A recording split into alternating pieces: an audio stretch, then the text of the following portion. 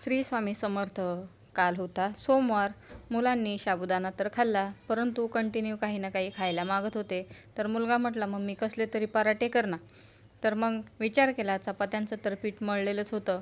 मग काय चपात्यांचं पीठ घेतलं आणि मेथी देखील मी साफ करून ठेवलेली होती. तर त्यात थोडीशी मेथी घेतली. म्हटलं चला आता पीठ न मळताच पराठा करूयात. तर त्याच्यासाठी मी ते फक्त मेथीला कापून घेतलेलं आहे.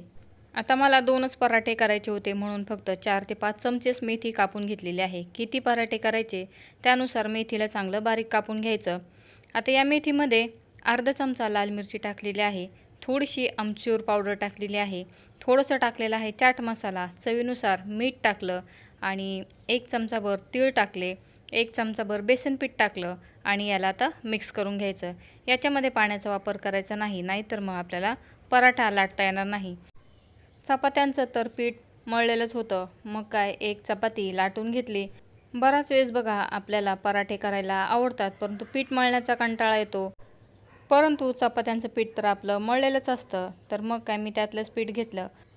नेहमीप्रमाणे चपाती लाटून घेतली आणि मेथीचं जे मिक्सचर आपण बनवून ठेवलं होतं ते याच्यावरती पसरवून घेतलं.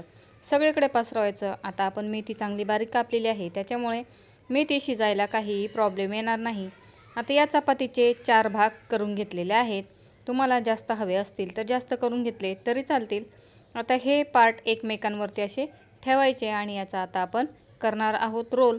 तर इथे आपला बनणार आहे मेथीचा लच्छा पराठा. बघा याप्रमाणे रोल करायचा, म्हणजे एकावरती एक सगळे भाग मेथीचे असे फोल्ड होतात आणि खूप छान पराठा लागतो. जसा आपण पीठ मळून मेथीचा पराठा करतो, इवन हा पराठा त्याच्यापेक्षा देखील छान झालेला होता. तर याप्रमाणे गोल केला आणि त्याचा शेवटचा पार्ट चांगला दाबून घ्यायचा, म्हणजे पराठा लाटताना खुलणार नाही.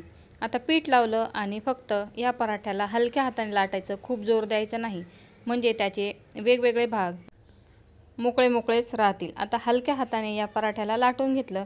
मी बराच वेळेस बघा मुलं ज्यावेळेस काही ना काही खाण्यास मागत असतात, चपातींचं पीठ मळलेलं असलं तर मसाला चपाती, मसाला लच्छा पराठा किंवा तेल मिठाची चपाती करून त्याच्यावरती चीज टाकून देते. बाहेरचं खाण्यापेक्षा हे असं घरातील खाणं कधीही चांगलं.